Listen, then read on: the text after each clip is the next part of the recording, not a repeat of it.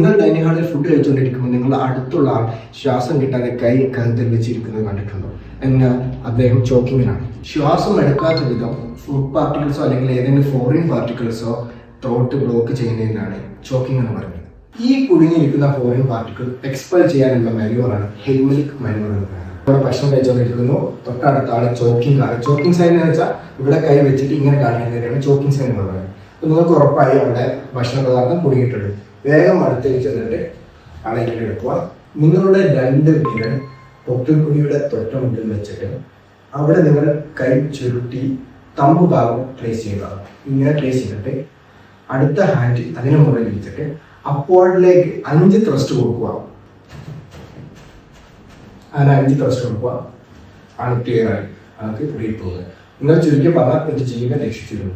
ഒരു ഡോക്ടർ അല്ലെങ്കിൽ കൂടി നിങ്ങൾക്ക് ഇങ്ങനെ ജീവൻ രക്ഷിക്കാം.